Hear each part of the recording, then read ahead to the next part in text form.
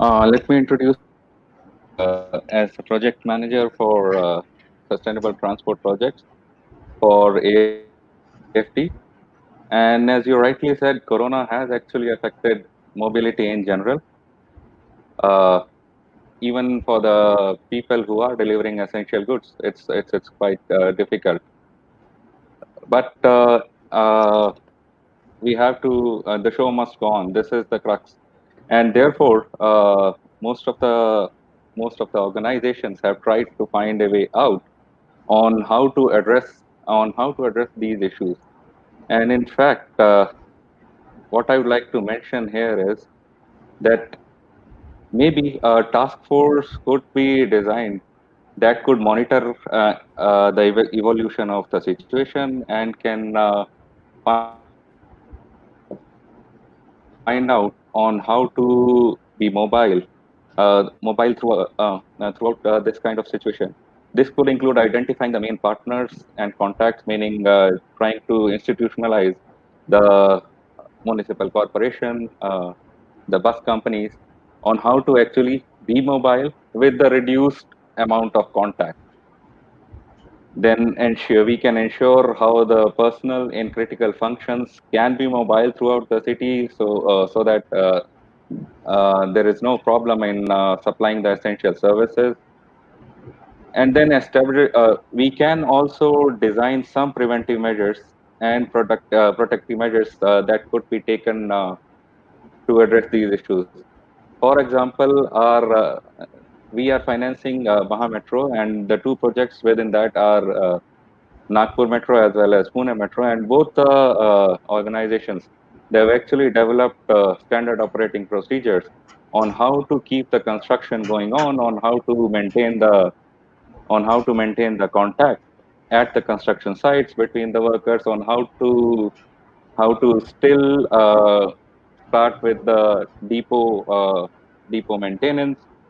So this is something that we can learn from, and I think even DMRC has the similar kind of SOPs in place as and when they started running.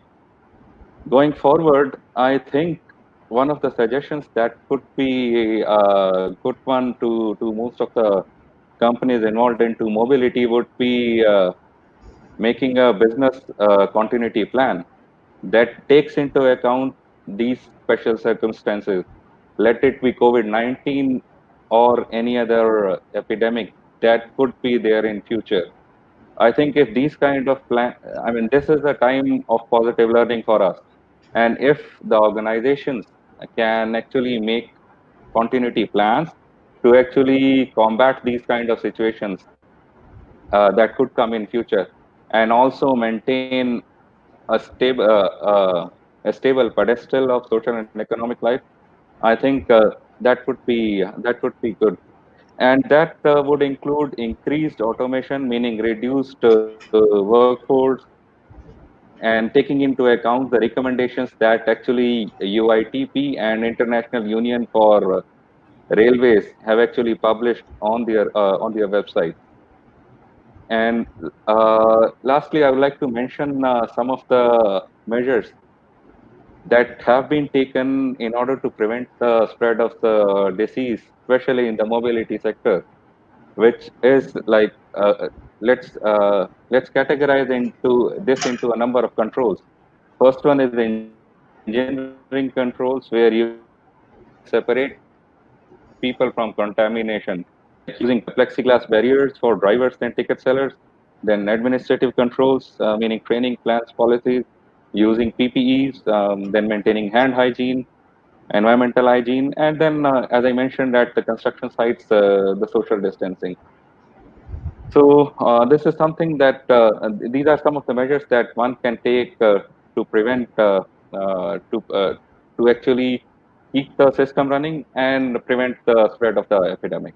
Going forward, I actually support what Vijay just mentioned, that the situation is gonna improve in coming months.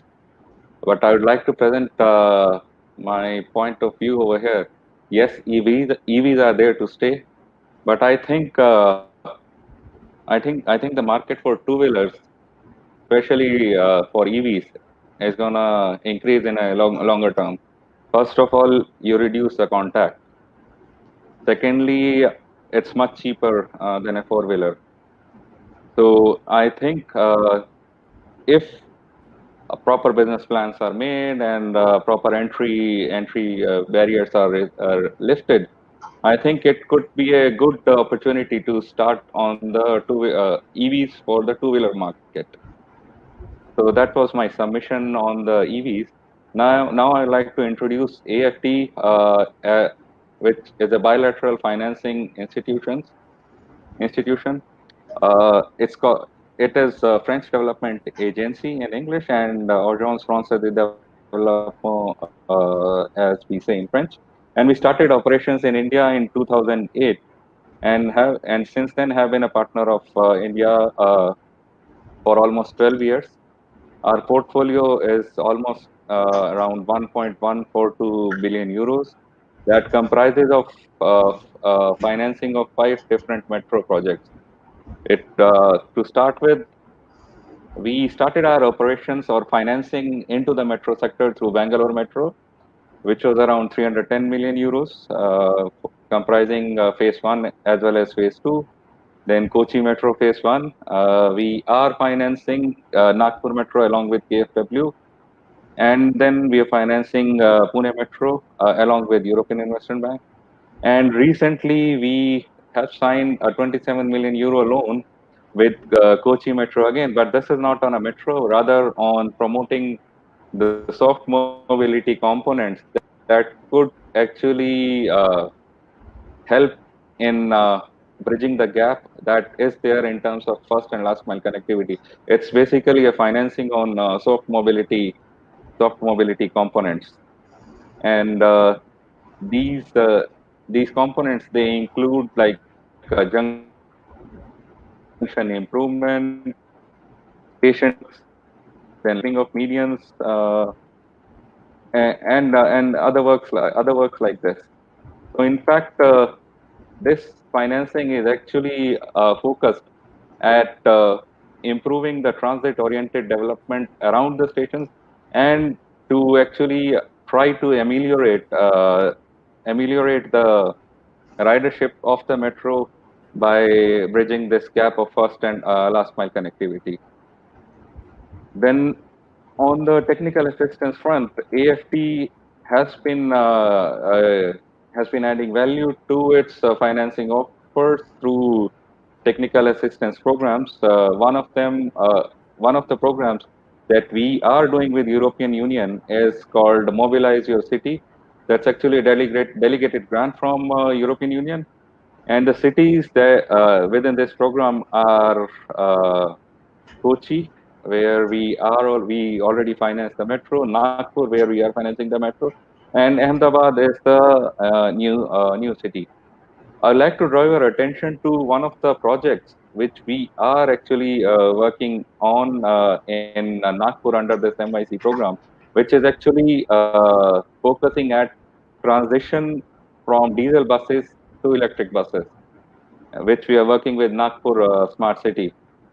And briefly, this would actually cover diagnostics of existing mobility flows in the city, what could be the midterm vision for the future of public transport system in the city, then assessment of engine options, meaning what could be the rolling stock, then how can you define the depots, whether they can be modular in nature depending upon the land banks that the city might have. Then what could be the financial models and contractual framework possibly acceptable by the municipal corporations, then developing a transition plan for upgrade of bus fleet, and then finally a pre-feasibility study of such an option that could be acceptable to the municipal corporation. Uh, I'd like to add few more technical assistance projects that might be of interest to the listeners, that we are actually working directly with Ministry of Housing and Urban Affairs, which includes revision of toolkit for sustainable and appropriated CMPs, the comprehensive mobility plans, then preparation of mobility plans along the corridors the north-south corridors in the cities of Kochi and Nagpur. One more interesting partnership that AFT entered into was with the Indian Railway Station Development Corporation, where it would be working with Pune and Bangalore metro stations to actually see what could be the potential of retail development, what could be the potential of increasing the TOD around the stations, and whether we could positively provide some of the propositions for the manual for standards and specifications for railways around the station. So these are the kind of areas to subjects through which we are actually intervening into the Indian transport space. There is something positive in any negative situation, and I think that is what we should believe in, and we should try to find out positive ways to actually overcome these kind of situations. In my view, the lockdown, first of all, the lockdown has supposedly helped towards reduction in carbon emissions. Secondly, the lockdown, in my view, could actually help move the riders uh, from the air to the rail sector. For example, in Europe, you do have a good connectivity of trains. So people who used to travel from east to the west of Europe might actually take trains, spend more time in trains, and may actually help in reducing the emissions from the air sector. So in fact, this would be a good opportunity for actually the mass rapid transit sector, meaning the trains or the metros, and I think the market could grow in future. And in fact, there was one of the reports from UBS, which is one of the Swiss international banks, which actually mentioned that the global air traffic growth forecast would reduce by 4.6% per annum for the next 10 years. And in fact, the advantage would be gained by the rail sector. And since now most of the projects are actually governed by environment, social and social and governance trends, efficiency and convenience, I think railway sector should actually benefit from this kind of situation. And I on the metro side, I think it is it is the right time for the government, for the cities that are seeking metro projects to utilize this time and actually relook at the DPRs for the metro projects and to assess if the first and last mile connectivity towards increasing ridership has been rightly addressed or not. They can actually, as you, as you may rightly know, that there was a metro rail policy in 2017, which is highly appreciated and takes into account lots of concerns. But now, one of the major concerns that is in front of us is a situation that was never heard of, and it's kind of difficult at this point to tackle. What I'm trying to say is, if going forward, these project proposals could actually also take into account some of the measures or business continuity plans that could be incorporated in these proposals to tackle such pandemic situations so that the organizations are not hit financially. I think that would be a good opportunity for most of the organizations to actually utilize this time. And the third and the final proposition that I think could be of interest would be to define alternative modes of income and make stronger business models that would help earn greater non-fare box revenues, which could enable or actually cushion the companies, let it be metro companies or rail companies, uh, during such pandemic times. So that was my view on what would be the opportunities during such a pandemic throughout the sector. Uh, as I mentioned earlier, while supporting what Vijay just mentioned about EVs, I think private sector could actually look at introducing two-wheeler EVs on the roads, developing right business models. Because I think most of our population in India would prefer two-wheelers uh, going forward, and then move on to the MRTs rather than going back to the same model of having cars at their homes. So that could be one of the opportunities. The second opportunity could be to actually uh, have a word with the Mahua, Niti Aayog on actually how can they make the PPP models work on the ground. Most of the projects that have been implemented on PPP partnerships, I'm sorry to say they have miserably failed. But I think this is the right time for the private players to actually do a in-depth analysis and actually try to find out where the gap is and if they can possibly address the gap. Supporting this statement, I'd like to again mention one of the technical assistance programs that we are financing within the Mobilize Your City partnership in Kochi is a bus route rationalization program. And we have all kinds of stakeholders in that: municipal corporation, the State Road Transport Corporation. What is good in terms of stakeholders in this technical assistance is that we have the private players. And as Swati rightly mentioned, in Kochi, majorly the private operators are helping run the buses. And their inputs are actually kind of innovative. Some of them are out of the box, which can actually help us to get a report or an analysis out of the study, which could be a bit different from other reports that have been done for such route rationalization programs.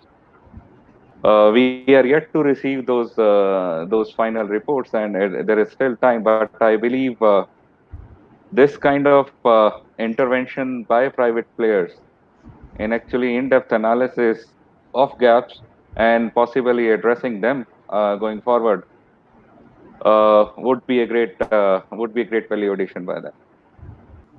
Ravi, on my side, just before I start on this topic, I'd like to mention that there is an impact study that AFT is undertaking on the metros that we have financed, on how it has improved lives in social manner, what has been the economic impact. I think the results of this study will also reveal what are what are the actual impacts on ground for the MRT systems of the MRT system, and if actually the cities they need metros or not, or a lighter solution. Now, adding to that, as you may rightly know, that the Indian government came up with this metro light policy, and going forward in these 5 years, I think it is the right time for the municipal corporations or the state governments to think of having these kind of innovative solutions at grade. See, most of the metros in India are on viaduct, which adds hugely to the cost. And on the engineering terms, it is again a difficult situation to get the curves and everything. And then if you go underground, the costs increase. But on the other side, if you have a solution like tram or a metro light, which is at grade, the costs that you will spend on viaduct or underground would be saved. It might add to the flavor of the city. It might add to the aesthetics of the city. So I think this is the right time if you start working on the say feasibility study or DPRs those might be ready in next 1.5 years. The project itself could be ready in next 3 to 4 years. Then going forward, there could be uh, some new business models that could be thought about for the transition from diesel buses to the e-buses for the municipal corporations. Then lastly, I think this is one of the major areas which needs to be stressed. We keep on talking about NMT and complete streets, and this is not a new subject. I think I think on this front, what we need is connecting the we need to connect the dots. Actually, the urban planning department should talk to the municipal corporation department, and the municipal corporation should actually know what the transport department is doing. See, whenever you go to any of the streets, you if you want to implement this so-called the simple example of complete streets, you have to get a permission from the utility guy. But in fact, this problem would not have come if at the start this planning would have been done in such a way. So I think going forward, if this kind of institutionalized strengthening is done, this could reap, I think, much good results in terms of city looking beautiful, in terms of mobility actually looking like mobility, and not a problem of congestion uh, to to the people. So that was my take on it.